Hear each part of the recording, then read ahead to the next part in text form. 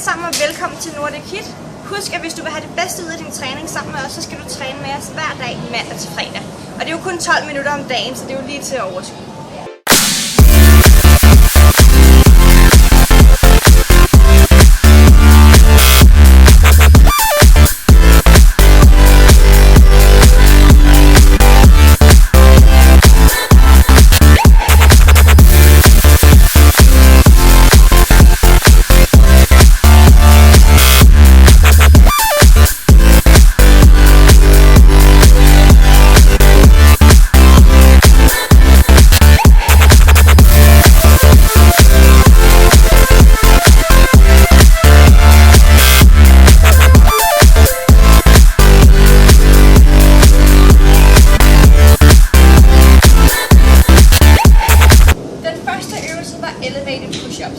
Så der skal I bruge en stol eller en sofa eller et eller andet, som gør, at I kan sætte jeres fødder op på noget, der er højere end jeres hænder. Jo højere op I kommer med fødderne, jo hårdere bliver det. Så vi kommer op med fødderne. Det er super vigtigt, at I spænder rigtig godt op i hele kroppen. Helt i kropslinje, og herfra så tager I en push-up.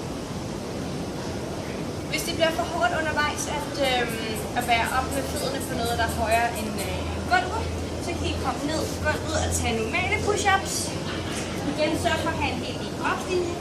Eller I kan komme ned på knæene og tage dybdeudgaven og tage push-ups herfra. Bare husk generelt i push-ups, der er det ens før lige meget hvad for en udgave I laver. Så skal I spænde op i hele kroppen, have en fuldstændig lige kropslinje, spænde rigtig godt op i maven og ballerne, og så ellers bare kan I gaste ud af. Den næste øvelse er 2 touchdowns med 2 punch-out og 2 knee jump.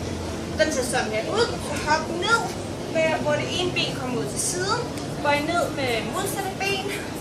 Rør gulvet med modsatte arm til modsatte ben. Hop op til at skifte til modsatte side. Husk at skyde enden godt bagud. Spænd godt op i hele maven. Herfra hopper I op til midten. I det I lander, så roterer I ud og bokser ud til den ene side. Og husk at vende hele kroppen ud den samme vej, som I bokser ud, inklusive fødderne. Så skifter I til modsatte side, laver et lille hop hertil. Og der bøjer I også en smule knæene og roterer I fødderne. Så roterer I ind til midten, hvor I laver 2 knæhop, som ser sådan her ud. Husk, når I laver knæhop, når I så lander, så skal I lande blødt og bøje lidt i knæene. Så dem laver I 2 af lige efter hinanden. Og så fortsætter I igen med 2 touchdowns, 2 punch-out og 2 knee jump.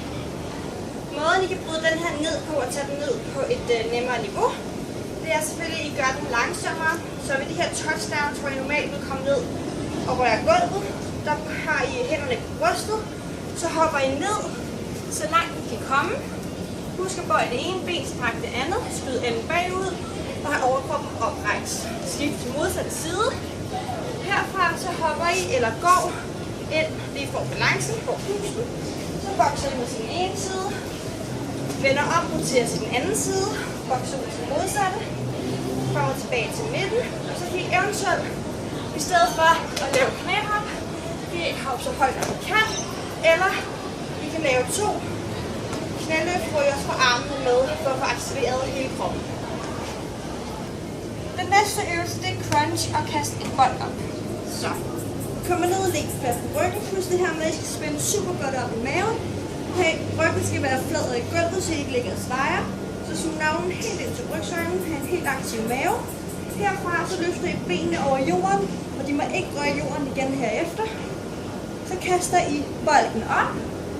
Imens I holder spændet i maven og har fødderne løftet over gulvet, så cruncher I sammen, mens I holder bolden over jeres knæ. Kommer ud igen. Har både ben og nakke løftet en smule over gulvet. Kast bolden op og crunch sammen igen.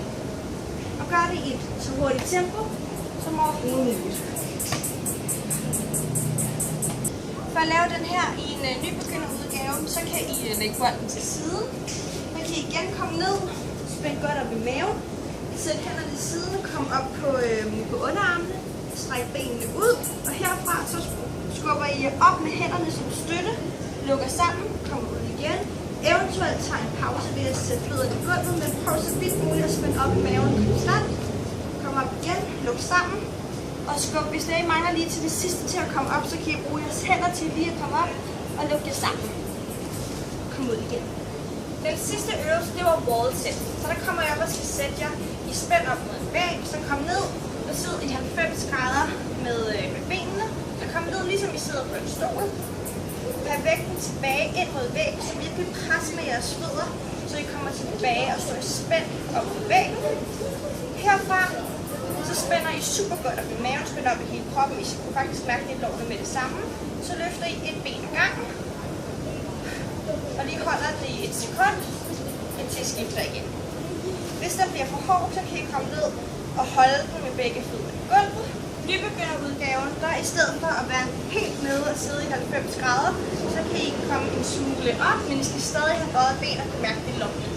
Og husk at komme så langt ned som overhovedet muligt, indtil I kan mere. Selvfølgelig er max 90 grader, ligesom I sidder på en stol.